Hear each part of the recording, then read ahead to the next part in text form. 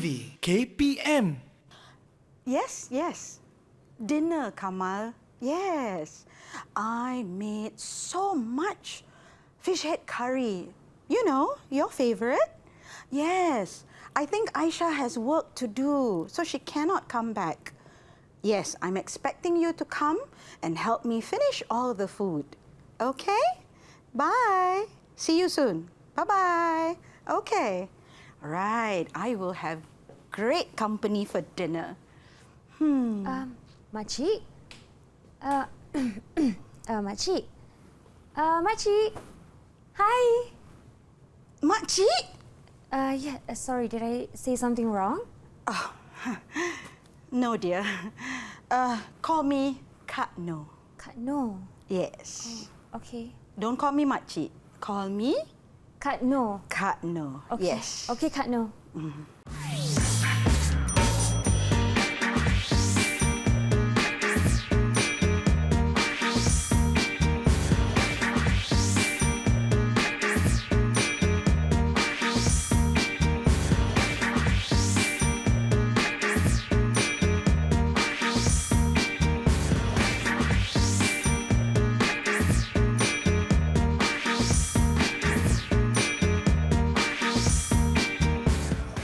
Assalamualaikum and salam sejahtera. You're watching EduwebTV KPM, and today our slot is Menengah Atas with me, Syafiqah Farahin. And for the whole 1 hour, we will be learning Kesusasteraan Inggeris for Form 4 and Form 5.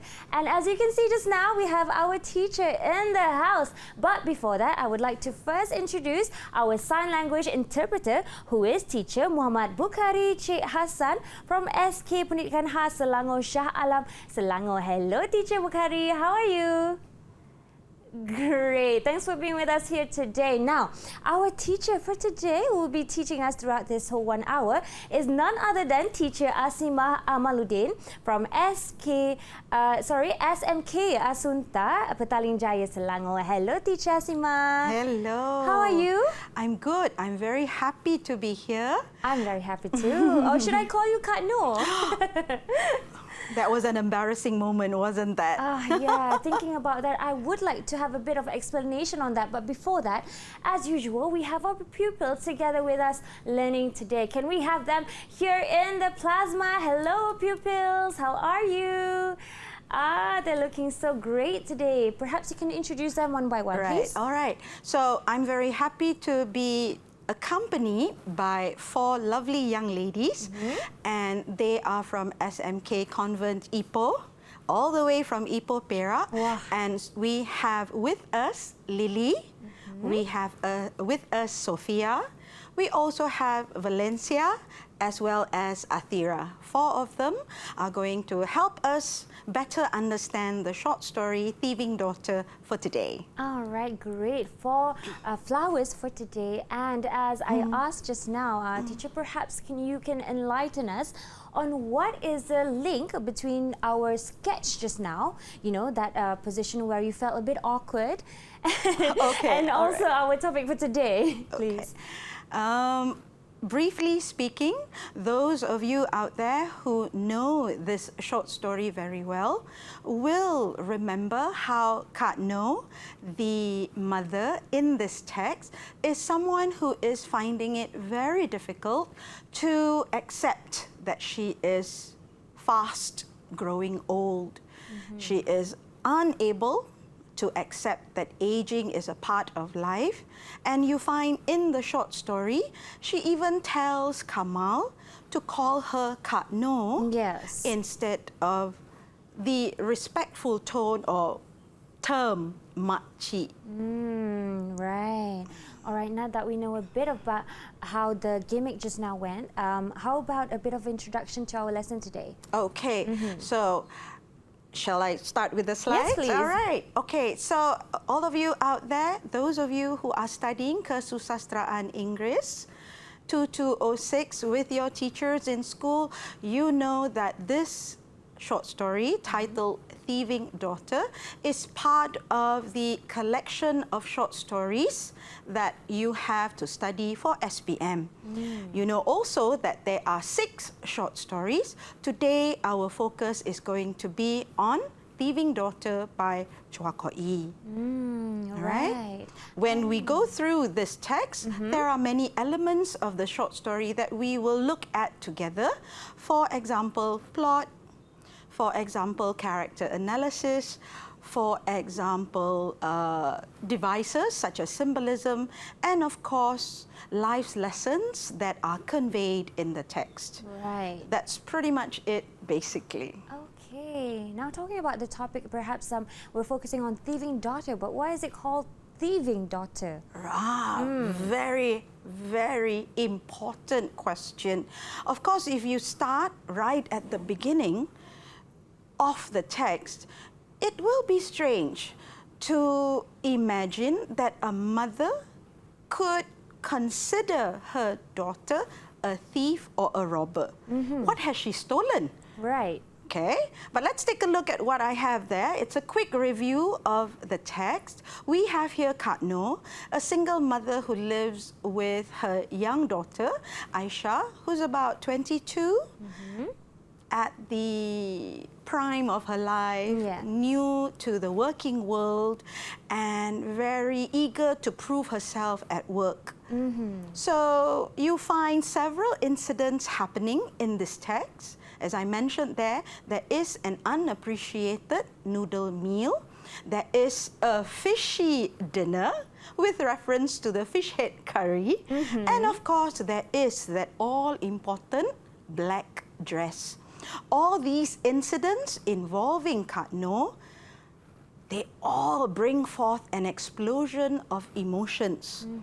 She feels, as we ultimately read through the text, that Aisha, in her mind, is a thief and has robbed from her all that she has. Her youth, her spirit, her beauty. She doesn't feel that she has willingly given it to her daughter.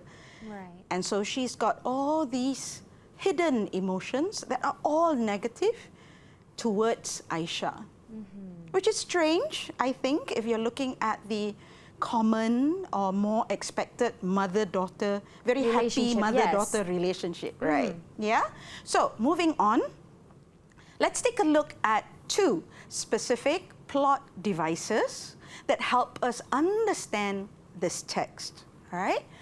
First, let's take a look at point of view, or as how I would call it, POV. Most movies that we watch, most novels that we may read, offer us an omniscient point of view, whereby we are allowed to know and understand everyone's deepest thoughts, feelings, and plans. Right? Here, however, as you can see, what makes this story interesting is the fact that it utilizes a first-person point of view. So when you are reading through the text, you are actually observing the events through the eyes of Kak Noh. Right. Because she uses that personal pronoun I. It is how she sees the world. All right? The author decided, let's tell the story through her eyes, as how I mentioned in the slide there. We journey through the plot by understanding her perspective, and when we understand how she thinks, we understand more of why the events in the story take place. All right? Yes, okay. The other plot device is flashback. All right? Most of us are very familiar with this commonly used device, and flashbacks will move readers from the present into an event, a moment, a significant day perhaps, something that's already happened in the past. These flashbacks, whenever they appear in a text, they will reveal background information about characters. when Kak No is preparing her breakfast, she's frying her Singapore fried bihun, she's recollecting her childhood. And when we read about her childhood, we learn about her memories, that actually helps us to understand her better. Mm-hmm. All right? So I always tell my students, flashbacks together with point of view help you to understand a story better. Right. All right? Mm-hmm. Let's take a look at this question. All right? This is what I was talking about. She's remembering her childhood. She remembers how she lost her family and how she had to live with Uncle Rashid. Mm-hmm. Okay? What does this tell us about Kak No? All right? What does reading this extract tell us about Kak No? Could I have someone answer? Yes, the first volunteer for today. Yes. Can you raise Anybody your hand? with their hands up? Anybody want to try? Come on, who wants to try first? Yes, who is Can that? I try? All right. Okay. Yeah. So my answer is, the I refer to Kak No. We learned that Kak No's parents had died in the road accident and lived with her Uncle Rashid ever since then. Right. And that makes her feel that she lost that love from her parents. Great answer. Shafika. Right. Yes. This is Athira answering, right? Yes. Shafika Great Athira. answer. Perhaps due to her response, you would like to, was it a good job done or? Valencia, what did you Hear think? some more. Valencia, did you think it was an all right answer? Good answer? This is an extract that tells us about it's a Kak good No, answer. doesn't it? Okay. All right. I'm going to give you a challenge if you don't mind. I'm going to give you another question. Now, this comes from the beginning of the text. She's observing Aisha. She's hoping Aisha will speak to her, engage in a conversation. But Aisha is reading her newspaper. Right. What does that reveal to us about Aisha? What does her mom think about her? Oh, let me rephrase that question. What does Kak No think about her daughter here? From her point of view. Yeah. So, teacher, me? Oh, you want to try? Okay. Oh. Yes. We can see that from Kak No's POV that her daughter Aisha is not appreciating her cooking that is filled with effort and a mother's love. And that's why Kak No behaved that way towards Aisha. Correct. Good answer. She feels so much for just a simple meal. She's expecting so much and she feels that her expectations have not been met. Right. So it does tell us that there are a lot of underlying emotions hidden in Kak No. Yet she doesn't express this. She doesn't express, and poor Aisha doesn't know what's going on, and Yes. she's just enjoying the mihun. Thank you both ladies. We have looked at this specific slide, 2 questions that have shown us how point of view and flashback helps us understand the text better. All right. Before right. we move further, Teacher Asima, how about a bit of a response, feedback for Sophia's answer just now? Sophia's answer, Yes. I felt, was really good. The fact that she was able to see, all right, what was happening Right. in that extract, how Kak No actually felt towards her daughter. Good answer. Good job. All right. Okay. All right, teacher, let's move on. Let's move on. We have time? we All do. right. We've got another slide, and this is an interesting part of the story. It doesn't happen in the other 5 short stories. And you have there Kak No's husband very much mysteriously appearing in front of her every now and then. He is wearing the same white shirt and blue jeans that he wore on the night of the accident, as it says in the extract. And then you have this tennis match going on between them. She says, "Go away." He says, "No." All right? And then she says, do you want to be here and make me feel bad? Okay? And so you have this moment of tension, okay, with the mysterious appearance of the husband. Now, the four of you are looking at the extract. I wonder if you could tell me, all right, what does Kak Noh think of her husband's appearance here? Anybody want to try? Can I answer? All right, sure. Yes, sure. Give it a try. In my opinion about the husband is that he's still very caring towards Kak Noh and Aisha, although he's not being physically present in their lives. He sympathizes with his wife and daughter. I think he was a very good father and also a husband. Good. That's a great answer, actually. Even though the husband has left them or the father has left them, what she remembers of him is nothing but good memories. Right. So his appearances in front of her is a manifestation of all the happy memories she's shared with him. Good answer, Valencia. Well done.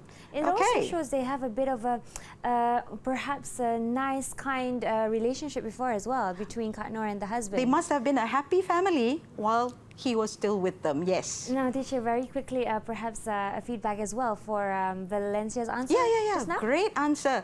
Yeah? All right. Right. So for right now, we have more to come, but for right now, we'll be going for a short break first, and we'll be right back here on Menengah Atas EduwebTV KPM.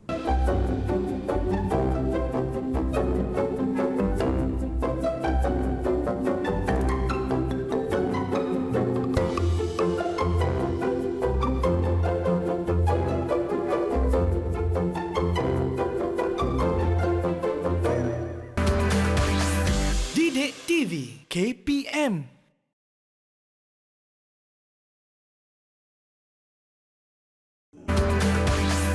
EduwebTV KPM.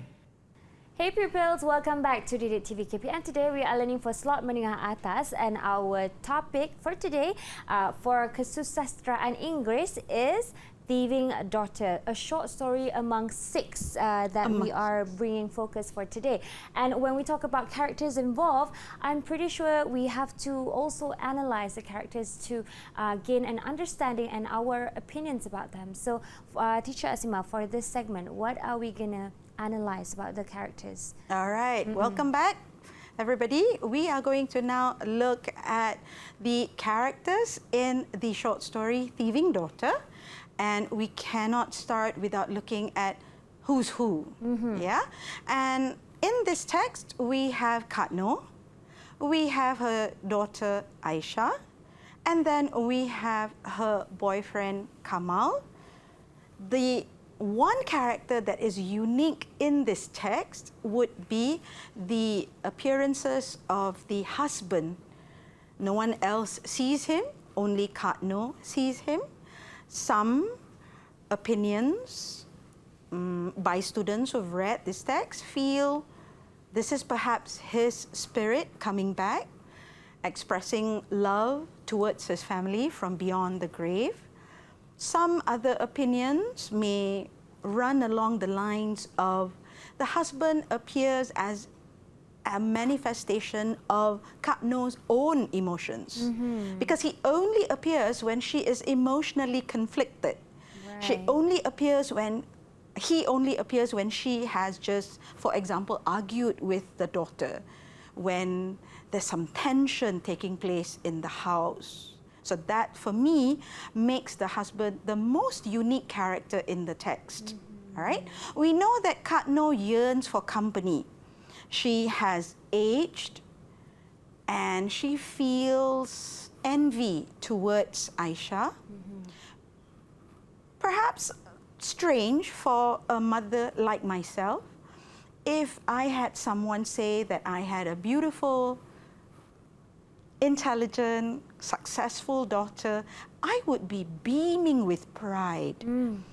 I would share in that joy and feeling, oh, that accomplishment of how I've done a good job raising that daughter. We see the different vibes in this text where she looks at Aisha coming down for breakfast and she says, she's young, she's beautiful, she's got youth and vitality. I don't remember giving that away. She feels that Aisha has robbed her of all those wonderful qualities.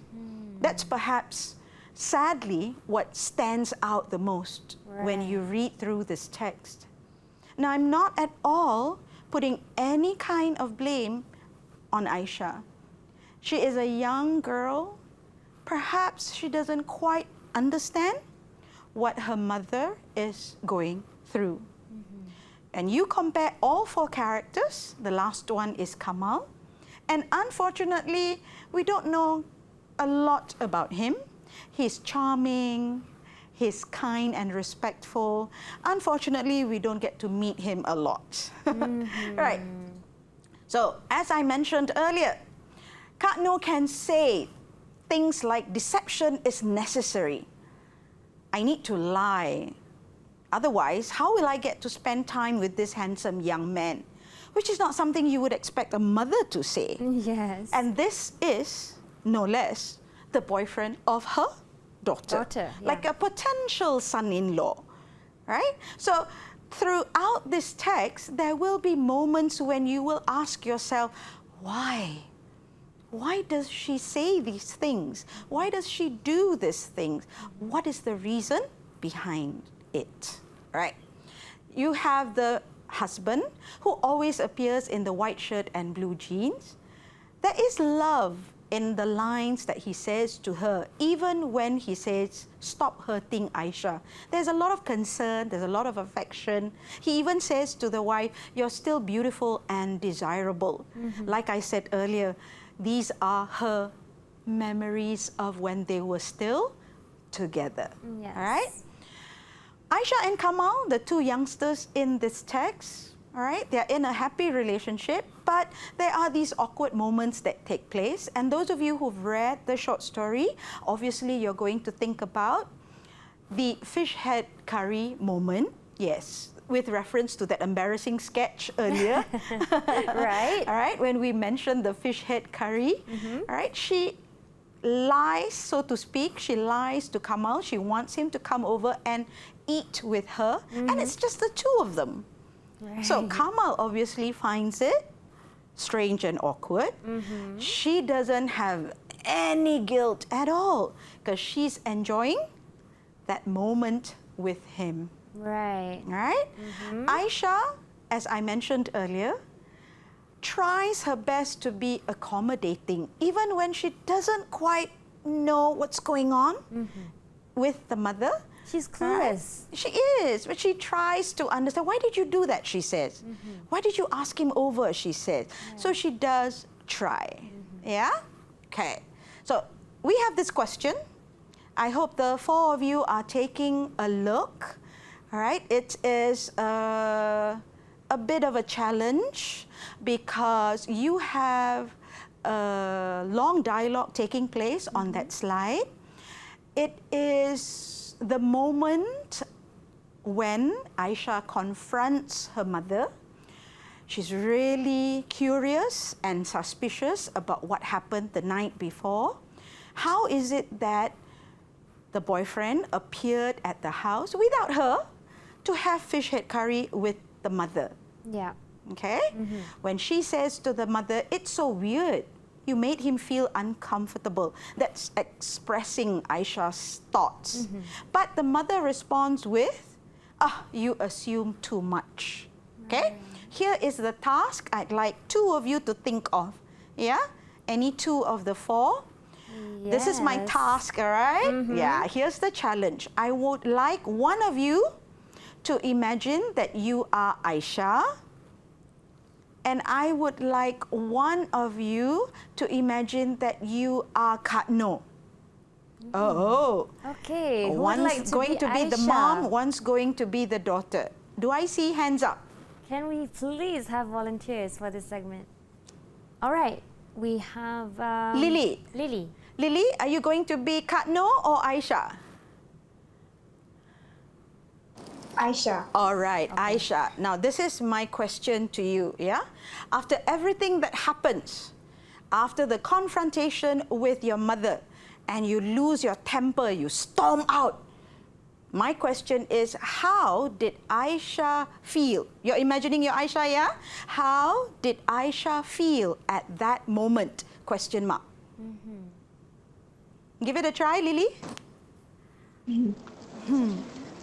If I was Aisha, I would be annoyed with my mother's behavior. Okay. Imagine that Kamal told his parents, what would his parents think of my mother? Would they still respect my mother? And Great as a answer. Kamal girlfriend, I will feel sorry for him from what happened. Okay, thank you so much. I think that's one of the best answers I have heard. Yeah, because what she did, what Lily did was, she thought of it from Kamal's perspective as well. If I was Kamal, what would my parents have thought? Oh, what an embarrassing moment that was. Good answer. Well done, Lily. Well done giving that perspective. All right, who was the other person that's going to imagine they are Kak Noh? Yes, the first person Okay, view. Sophia. All right, Sophia. So if I were Kak Noh, All right. I would be feeling happy that my plan worked because it is the only thing that I can do to my daughter.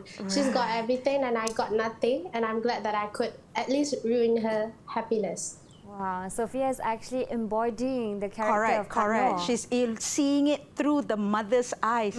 Good job. Well thought answer. All right. Both the two answers or both responses. What I mostly appreciate when my students try to answer questions like this is being able to put yourself in the character's shoes. Not look at it through the eyes of a 16-year-old teenager, but look at it through the eyes of an aging mother, through the eyes of a 22-year-old young woman. And both of them did a good job. Yeah, let's take a look. If I was Kak Noh, okay, after that confrontation, how would I feel? I would be pleased because I got what I wanted. Okay, what I wanted was to have wonderful company to spend time with, and I would be unconcerned. Now, this is the sad part about this. She knew she was hurting her daughter, all right? If I was the daughter, I would be curious, suspicious, and perhaps even unconvinced. Oh my goodness, is that really what my mother thinks? All right? So all in all, both the responses that the pupils gave earlier, good answer. Well done. Well done, girls. All right, now before we go for a short break, I would like to ask a short question from you. Seeing that we're talking about how Kak Noh was feeling success from the deception, she kind of feels a bit of a guilt when her late husband, comes to her subconscious mind, and she's thinking, it will hurt Aisha. Correct. Right? There's some guilt there. Interesting observation. That's the emotional roller coaster that she's on. Yeah, it's always lows and highs. She's happy she got what she wanted, and then she feels low because she knows deep down she did hurt Aisha. Right. Her emotions are a Pandora box. All right, there we go. Now we have more to come, so don't go away. We'll be right back here on EduwebTV KPM.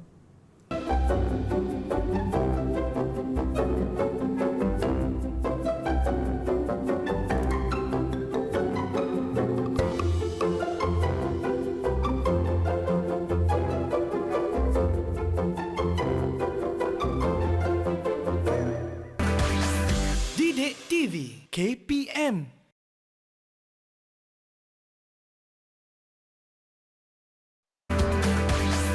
EduwebTV KPM. Hello, welcome back to class. We're on slot Menengah Atas for Kesusasteraan Inggeris. And with us today is teacher Asimah Amaluddin, teaching us with the topic short story Thieving, Daughte. And for this segment, we are going to focus on symbolism. But symbolism this time is not about the relationship between animals or plants, right? It's about our English literature, right? Okay. All right. Teacher. Okay, let's go to literary devices that are found in the text. All right. Symbolism plays an important part in this text because you find certain things that are happening in the text mean so much more. All right. Before we look at the text, however, I would like to just test our pupils who are here with me today. I've got on the screen a red rose, an owl, and the dollar sign. In any literature class, I would say the rose isn't just a rose, the owl isn't just a bird, and the dollar sign does not just refer to money. So I'm going to ask any three, yeah? Maybe one will start. Oh, Athira has her hand up. Athira will try first. Go ahead. All right. So the red roses represent love and passion, romance, and also commitment. And also, it is often associated with love and passion.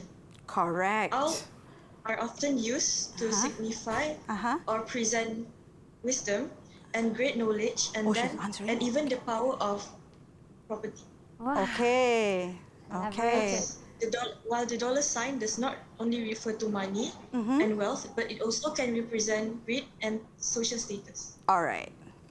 I like how she was able to just answer all three. Yes. Good job. Okay.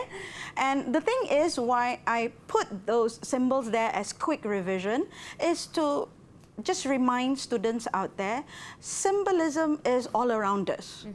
When you look at roses or flowers in general, it's just a quick reminder that nature is all around us, right? And we sometimes think that flowers just mean flowers. But look at the color, deep, dark, blood red. They always especially sell out during Valentine's Day, for example. Yes. Lovers' Day celebrations, for example. Why? Because it is renowned as a symbol of love. Right? Between two people. Then let's take a look at the owl. There are a number of animals that are associated with being smart. But you find commonly in most schools, you would have an owl representing books, knowledge, the pursuit of wisdom and kindness. So it's not just academics, but academics with a good heart, all right? And then the last symbol that was answered by Athira, the dollar sign, right? People look at that as just money, but sometimes fail to see that without money, sometimes you are looked down upon. When you have a lot of it, people treat you better. Social status. Social status, recognition, privilege, class division, all that elements come only from that dollar sign. So whenever students tell me that symbolism is too tough to figure out, I tell them, no, it is there around us in everyday objects, like the rose, like the bird, the owl, and like the dollar sign. All right? Okay. Now, allow me to take you to the text, and you will see that in this text, the food that Kak Noh prepares doesn't just refer to eating. In the first instance, when she is preparing breakfast, as I think I mentioned briefly to you, she wants Aisha to engage in a morning conversation with her. Right. So for her, the noodles isn't just food to be gobbled. All right, mechanically wolfed down. She wants a sit-down meal. She wants the mom-daughter relationship to be nurtured. In this example that I have on this slide, all right, you look at how you can just sense her impatience. Why is she just munching it like a robot? Her jaws are going up, down, up, down. And she thinks to herself, are you my daughter or are you simply a munching machine? What a strange thought for a mom to have. Right. All right? Well, she's watching her daughter eat that. Okay? So that's the representation of dissatisfaction. Yeah, the bihun isn't just a meal. The bihun means a lot more. Right. She also said that she made it the best. The best. Ever. This is such great noodles. Why isn't Aisha reacting to it at all? Yeah. Okay. So now I've got 2 questions. All right. This is the first one. If you know your text, you will know that in this short story, you have a dress. This is a black dress that Kak Noh finds in her daughter's cupboard or wardrobe, right? She puts her hands on it. The material feels wonderful to the touch. She's tempted. She pulls it off the rack. She looks at it. She decides, I'm going to give it a try. And as you can see in the extract, she can't quite believe it. She's turning to the left. She's turning to the right. She looks at her reflection and she says, or rather thinks to herself, the woman in the mirror is beautiful. She is confident. She is sophisticated. She is classy. So obviously, as we are reading through this, we realize the black dress isn't just A dress. a dress. It's So a symbol. it's a symbol of what exactly? Who's going to tell me? Does anybody want to try answering? What does the black dress represent at this specific moment? All right, who would like to explain? Let's go. I think the black dress give Kak Noh an impression of what she used to be back in her youthful day, Okay. and when she still has her beauty and confidence. Yeah. I love that answer. It automatically made her feel good. Why? It sort of brought her back into the past. It made her feel good because that's not what she looks like now, but what she used to look like before. Before. Great answer, Lily. All right. Yeah? That is putting on a Dress. item of clothing, you would think. Yeah, it's just a piece of clothing. Yes. But when she put it on, her confidence came up, leveled up so much. She looked at herself differently, right? So the dress isn't just a dress. The dress feels to her like I'm going to get back everything that has been taken away from me. Aisha cannot take anything away from me anymore. I want this dress. Right. I want this dress, she's telling the daughter. It's not as if she can't buy the dress, but it's because it belongs to her daughter. Especially because it is a dress that she found in Aisha's wardrobe. All right. So, this is the next extract. And those of you who know the text, all right, you will know how much emotions are involved. We've gotten to the climax where it feels like Aisha has stormed off. The mother is there feeling triumphant. She is confident that she has won. She is going to get the dress. But you know what happens, right? You know that Aisha appears with a pair of silver scissors and she snips the dress into 2. The dress that they were both fighting about was cut into 2. So now somebody needs to tell me, right at that moment, at the very ending of the short story, what does the dress now mean to Kak Noh? Can somebody try answering? Valencia. Yeah, I would like to answer. Yeah. What do you think? In my opinion, to Kak Noh, the dress was something very important to her. It gave her hope and made her feel youthful.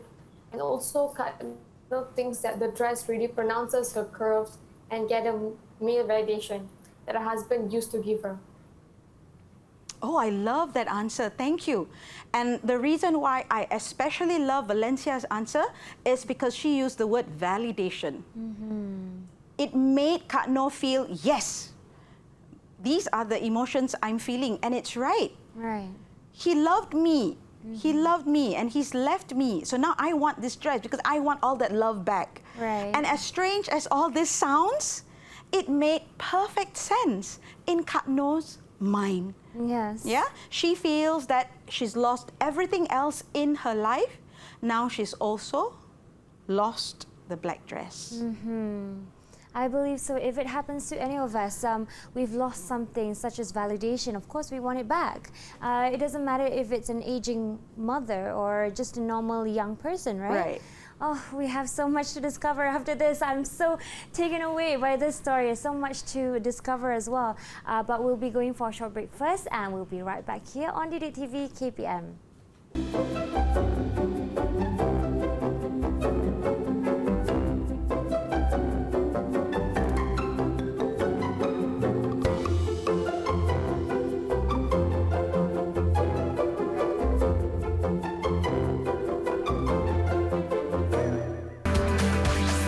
EduwebTV KPM.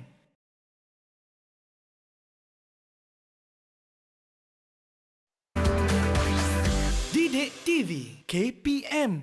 Welcome back to Slot Menengah Atas. Today we are learning Kesusasteraan Inggeris, and one of the main things that we have to perhaps decipher or understand is the themes involved in short stories and also novels. So for that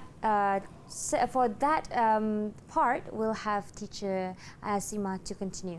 All right, let's take a look at the themes that are found in Thieving, Daughte by Chua Ko Yi. All right, as you know, a theme refers to a main idea. One major message that an author, novelist, writer, playwright wishes to convey. Meaning, whether it is a short story, whether it is a novel, whether you are watching a play on stage, through the setting, through the character interactions, through all the elements that you read and observe, several life's lessons may appear. One will stand out, and that would be the theme. All right? Certain texts will carry more than one theme. And as you can see on the slide that I've prepared, you have several common themes that we may come across as we read through any text. Right? There are the themes of love and death, courage and not giving up, perseverance, for example, family love, family support, courage, friendship, hope, never giving up, revenge, and also forgiveness. And as you read through those common themes with me, obviously you're going to realize, aha, these are common emotions that all humans feel. Right. So these observations about life will be observations that are relatable to all of us. Right? That major idea about life. What is the 1, 2, 3 big ideas that you may find after reading a text? So, looking at what you have read in the text, what we have discussed so far today, the incident with the noodles, the incident with the fish head curry, the argument regarding the black dress, all showing to you perhaps Kak Noh spiraling out of control, and Aisha, as you yourself said, clueless, unable to understand what her mother is going through. Okay? After all that, and the shocking end to the story. Right. Okay. Now we are at this point with my question in blue. I'm sure the 4 pupils there are thinking very seriously. What might be the themes in Thieving, Daughte? Maybe somebody can give me one answer. What do you think is the theme in this text? Go ahead. Okay. I think one of the theme might be jealousy. Because Kak Noh is pretty much jealous at her daughter Aisha for having everything she once had, seeking for recovering by hurting it. She is getting older and is losing her youthful appearance and attention that she once had. So Kak Noh doesn't like the fact that Aisha is stealing her spotlight by taking away all her beauty. Very good. That was actually a very good answer. Wow, good job. Because she was able to see the events of the text through the point of view of both the characters. Right. Kak Noh sees it as Aisha taking away from her. Aisha, not understanding, merely feels the mother is behaving erratically, without rationale. Right. But the underlying meaning is clear. She feels envy towards Aisha, not because she doesn't love her daughter, but because she feels she's lost so much. Now Aisha seems to be taking the one thing that's left. That's why she can't let go. Thank you, Sophia. Great answer. Okay, let's take a look at some of the themes that are found in this short story, Thieving, Daughte. Number one, you have the inability to accept loss. If you know your text, you will know that Kak Noh's life has been so challenging. It's been one after another. Right. The difficult moments, heartbreaking moment, the pain that she has to go through. That's why the dress isn't just a dress, as we mentioned earlier. Number two, on a personal level, she is a woman who is just unable to accept that she is growing old. Like I mentioned earlier, any mom would be proud if she had a child that was praised for her beauty, for her intelligence, etc. Kak Noh cannot feel that pride because, as she says, I do not remember giving it away. Right. She doesn't feel, wow, my daughter has inherited from me. You see that unwillingness? Yes. Right. And thirdly, all right, as painful a lesson to learn as it is, we realize that when we are by ourselves, lonely, without company, we will begin to suffer from anxiety, from depression, and begin to behave Erratically. strangely. Right. All right? Okay. Shall we go on? Yes. Can I let's ask go. another question? Can I ask another question from the four of you? Just a quick one. Yes. Okay. Okay. Maybe you choose, of the three, which theme stands out the most? Just give me a number with your fingers. Yeah. maybe Which you is the can most show. important? Two. Ah, I see. All right. Wow, the four pupils have done a good job and they've all answered with the same answer. They've all Right. decided. At the same we time. have to realize we all will grow old. Okay. A little bit more, yeah? Just before we go, shall we try this? Okay, I've got 3 quotes taken from the short story and I've got the 3 texts. Let's try to match them. Okay? Can somebody maybe answer? Quote 1 refers to which theme? 1, 2, or 3? Would like to answer? Or just give me a... okay. Okay. Atira. Atira? So quote 1 refers to theme number 3. Team number 3. All right, because she was And quote behaving 2? strangely, correct? She lied about Quote the 2 dinner, refers to- okay? Quote 2 refers Quote to 2 refers to theme number 2. theme number 2. She's unable to accept that she is growing old. She's got dark bags under her eyes. Very good.